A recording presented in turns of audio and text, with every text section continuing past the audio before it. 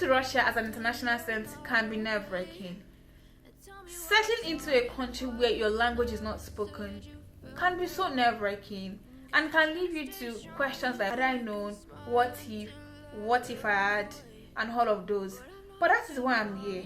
And in today's video, I'm going to be telling you or sharing with you top apps you need to have on your phone as an international student here in Russia that I have on my phone. Please do not go anywhere.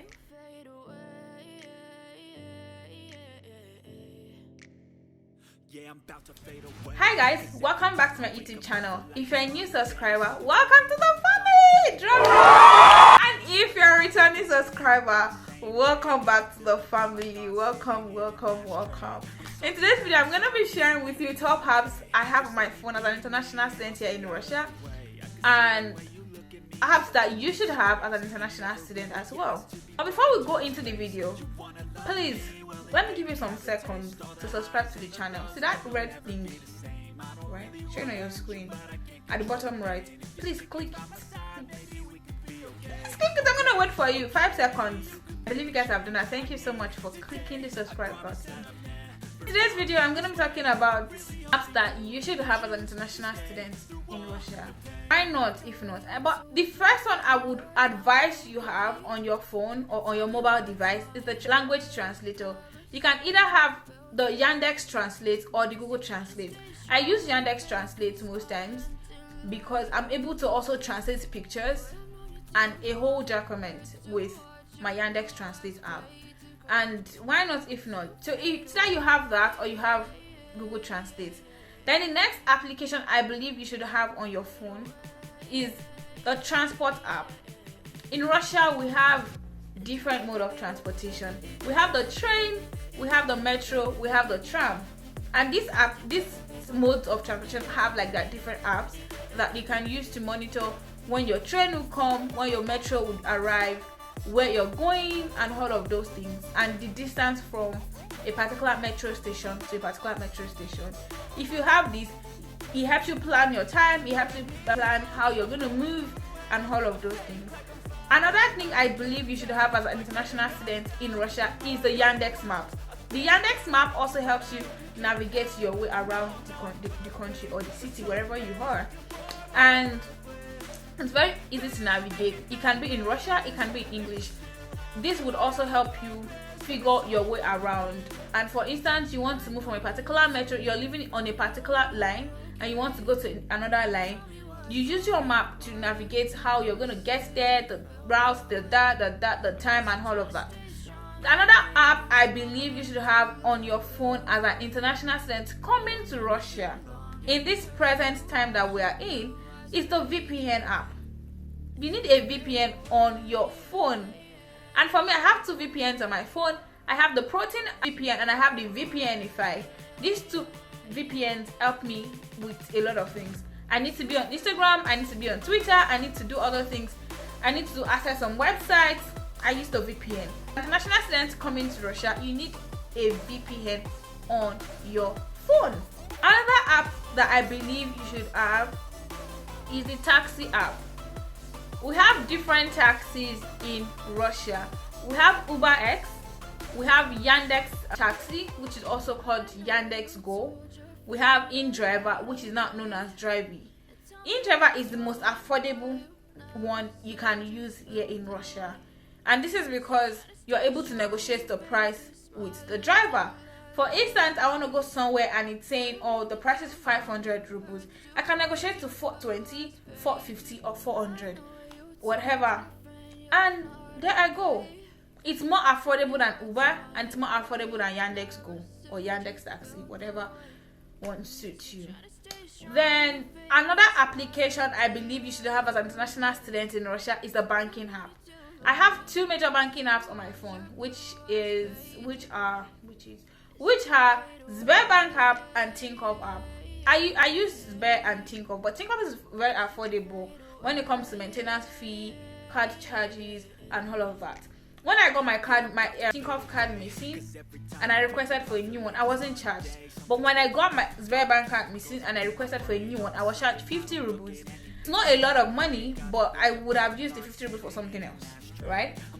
And also the fact that I can use my Tinkoff Bank app or ATM card to do international transactions, unlike this Bank. To anyone that suits you. But like these are like major banks that international students in Moscow uses. Some people use Gazprom Bank, some people use Alpha Bank, some people use different banks. But like these are the two major ones. And then the VTB Bank, that one is mostly for scholarship students. If you have VTB, you probably need a scholarship student or something. And that's that for banking apps. Another application I believe you should have as an international student here in Russia is the food delivery app. I want to eat. I don't want to cook. I don't cook. I don't clean. I don't do whatever that thing Cardi B said. But you need your food delivery app. I have Yandex Eats on my phone. I have for food. I have Sbermarket, right? Sbermarket can also be used for shopping, right? Online shopping.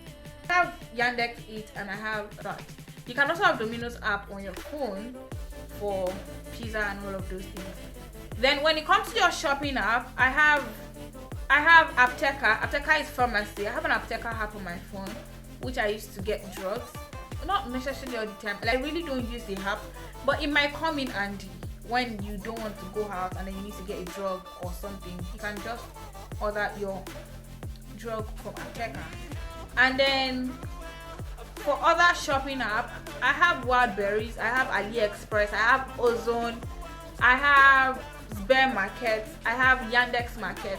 These apps are used to order things, food stuff. You can order groceries from these apps. You can order from these stores. You can order a lot of things from these stores, just like every other normal online shopping apps. But the most affordable one that gets your order delivered to you as fast as possible, the Ozone app and the Wildberries app. Wildberries is very affordable. You can literally see everything and anything on Wildberries.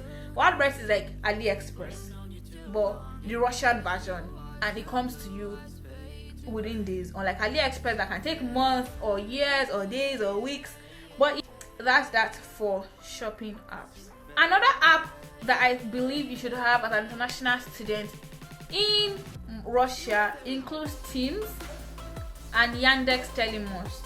Yandex Telemost is like Teams. It's also this Zoom. We also have Zoom, but we don't use Zoom anymore in Russia. We now use Teams for classes.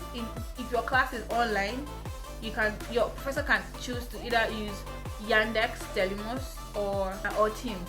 You should also have those two on your phone. Then when it comes to jobs, I know I mentioned in my previous video that it's difficult to get jobs in Russia, but give it a shot if you want to give it a shot. And applications that you need on your phone for job search include CareerSpace, HH.ru, and Avito. Even if you are looking for apartments, you can also use Avito to look for apartments. If you are trying to buy gadgets, you can also use Avito to buy gadgets. And Yandex Market. All these apps actually can use them for buying gadgets as well. But for jobs, you can just focus on these three: HH.ru, CareerSpace, and Avito. For those coming to study in HSC, one app you should have on your phone is the HSC App X. This application helps you track your classes, where you have your class, when you have your class, what professor you have. And with this app, you can pay your tuition fee. With this app, you can register in the library and get your library card. With this app, you can check what classes are empty if you don't want to go to the library to study and you just want to go to school. You can check what classes are empty that you can just go to school to study or read or do whatever you want to do. It just makes your life easy. Schools do clearance, right?